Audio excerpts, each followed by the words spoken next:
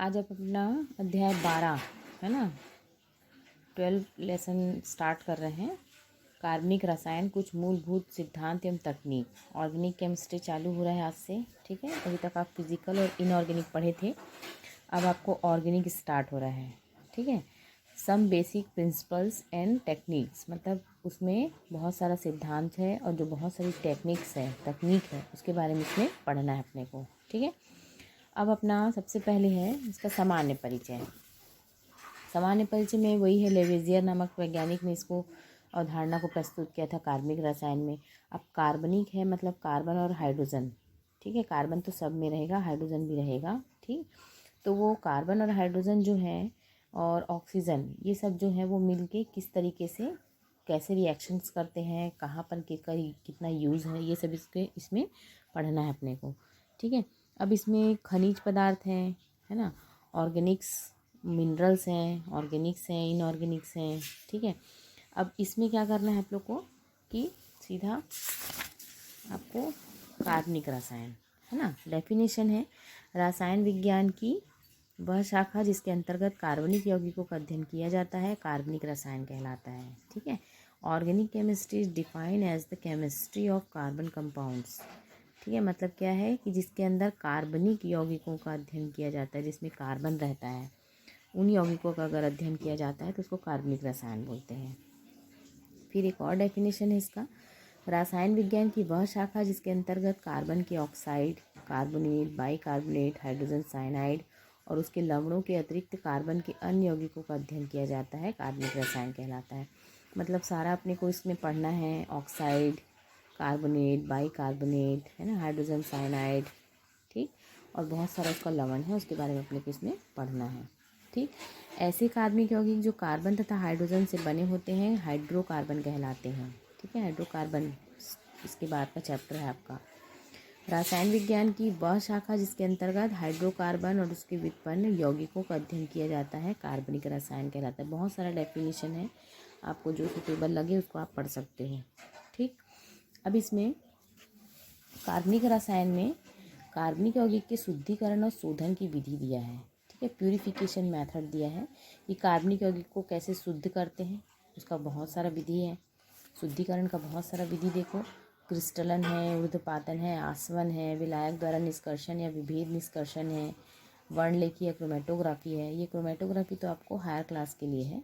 ठीक है, इसको अपने को छोड़ना है, नहीं पढ़ना है। ठीक है, क्रिस्टलाइजेशन, सब्लिमेशन, डिस्टिलेशन और एक्सट्रैक्शन, ये मेन अपने को पढ़ना है इसमें। ठीक, अब जैसे क्रिस्टल वाला है, क्रिस्टलन करना है, क्रिस्टलन करना आपको सिखाया जाएगा बाद में। ठीक है, अभी तो अपना लैब नहीं स्टार्ट हुआ है इसलिए अपन नहीं कर पाएंगे, बाद में आपको सिखाएंगे। इस विधि से ठोस पदार्थ का शुद्धिकरण किया जाता है। यह विधि किसी विशेष विलायक में पदार्थ और इसके संबंधित अशुद्धियों में की विलेयता के अंतर पर आधारित होता है। दो प्रकार का क्रिस्टलन होता है, एक सिंपल क्रिस्टलन और एक एक अपना साधारण क्रिस्टलन हो गया, है ना, और एक अपना वो एक इस तरीके का ऐसा प्रभाजी वाला। ठीक है, तो प्रभाजी वाले में क्या हो जाएगा कि ये प्रभाजी क्रिस्टलन दिया है दूसरा। तो सिंपल क्रिस्टलन तो आसान है, ठीक है, आसानी से करना है। सिंपल क्रिस्टलन में क्या होगा कि इस विधि में कार्बनिक पदार्थ को किसी उपयुक्त विलायक में विलेय कर गर्म संतृप्त विलयन बनाकर क्रिस्टलन करके शुद्ध पदार्थ प्राप्त कर सकते हैं। इस तरीके से संतृप्त विलयन बनाएंगे, पहले उपयुक्त विलायक का चुनाव करेंगे, कौन सा ऐसा है जिसका क्वथनांक कम है, वाष्पीकरण सरलता से हो जाए, वैसा अपने को चूज़ करना है। ठीक, और फिर संतृप्त विलयन बनाना है। संतृप्त विलयन बनाने के लिए क्या होगा कि बस उसको, संतृप्त विलयन का मतलब क्या होता है कि आपको तब तक घोलना है जब तक वो आसानी से घुल रहा है, बिना किसी किसी प्रोसेस की, मतलब उसको गर्म नहीं करना पड़ रहा है, कोई और प्रोसेस नहीं करना पड़ रहा है, तो आसानी से जो घुल जाता है उसमें, उसको अपने को क्या बोलते हैं, संतृप्त विलयन। ठीक, फिर उसको छानेंगे, ये सबको आपको पढ़ना है घर में, है ना, छानना, उसका क्रिस्टलन करना, फिर उसको अलग करना, फिर उसको सुखाना। ठीक, क्रिस्टलन का कुछ उदाहरण दिया है, बेंजोइक अम्ल तथा नेपथलीन के मिश्रण का पृथक्करण। अब देखो, इसको बेंजोइक अम्ल को गर्म जल में विलेय करेंगे तथा नेपथलीन अविलेय है। बेंजोइक जो है वो गर्म जल में घुल जाता है, लेकिन नेपथलीन जो है वो नहीं घुलता। इन दोनों के मिश्रण को गर्म जल में मिलाकर छानते हैं। छनित को ठंडा करने पर शुद्ध बेंजोइक अम्ल के क्रिस्टल प्राप्त हो जाते हैं। बेंजोइक अम्ल ठंडा करेंगे तो जम जाएगा।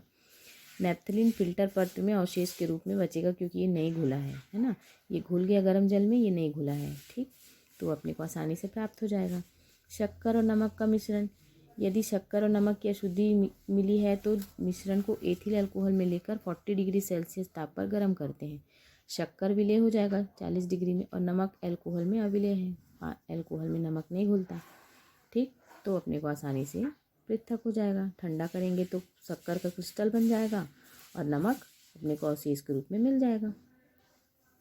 प्रभाजी क्रिस्टलन है, देखो प्रभाजी क्रिस्टल में क्या करना है कि अपने को,